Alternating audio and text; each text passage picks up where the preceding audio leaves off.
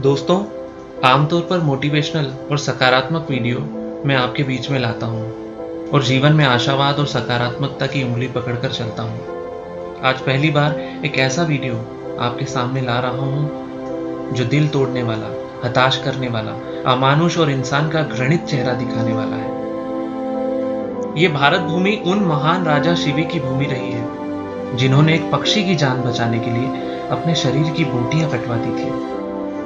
उन महान ऋषि वाल्मीकि की भूमि रही है जिन्होंने एक पक्षी की मृत्यु के दुख में संस्कृत श्लोकों की रचना कर दी थी। वहां आज एक ऐसी हृदय विदारक और अमानुष घटना घटित होती है जहां पर कुछ इंसानों ने सिद्ध कर दिया कि मनुष्य आज की दुनिया का सबसे बड़ा जानवर है। इस घटना से ऐसा प्रतीत हुआ कि यह ईश्वरी सत्ता को चैलेंज करने वाला समय काल है जिसमें विधाता भी नव सृजन के लिए शायद कश्मकश में है।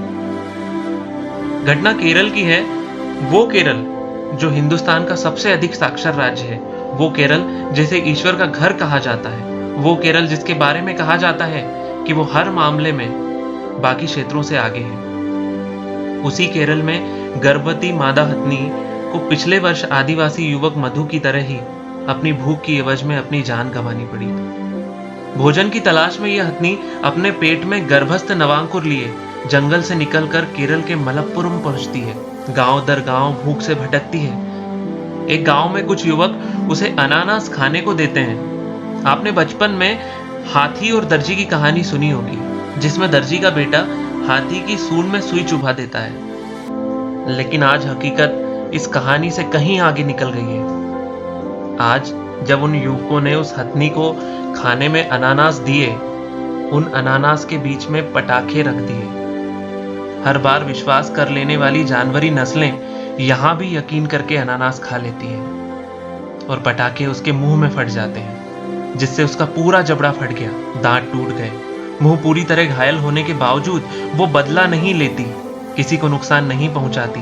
भूख और दर्द से बेहाल वो भटकते भटकते सीधे वेलियार नदी पहुंचती है। वहां जाकर मुंह को नदी में डुबो लेती है ताकि राहत मिल सके। बाद में उसी जगह उसकी मौत हो जाती है और उसकी पीड़ा का गर्भ सहित अंत हो जाता है। पशुता से भी नीच हरकत पर समाज अफसोस जताता रहेगा। ज्यादा पुरानी खबर नहीं है जब अमेजन के जंगल जले थे। इन जंगलों में 50 करोड़ से अधिक जीव मरे। दुनिया में कई दुर्लभ से दुर्लभ जंगली प्रजातियों का घर कहा जाने वाला यासुनी नेशनल पार्क मनुष्य ने अपने स्वार्थ के लिए उजाड़ दिया।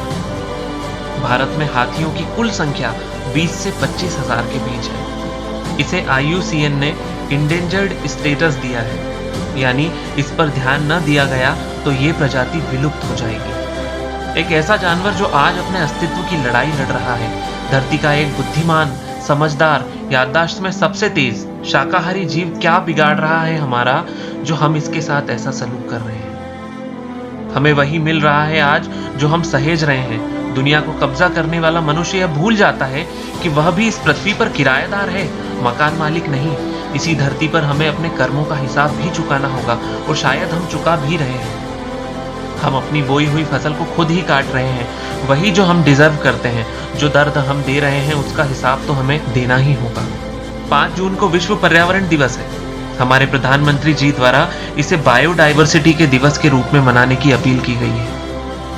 लेकिन कुछ लोगों ने आज सिद्ध कर दिया कि हम इन निरीह, अबोध और ना बोल सकने वाले जीवों को विश्व पर्यावरण दिवस पर ऐसे ही तोहफे दे सकते हैं। दोस्तों, यह पर्यावरण, ये जीव जंतु हमसे नहीं, बल्कि पर्यावरण और इन जीवों से हम हैं। विश्व पर्यावरण दिवस की अग्रिम बधाइयां। जय हिंद।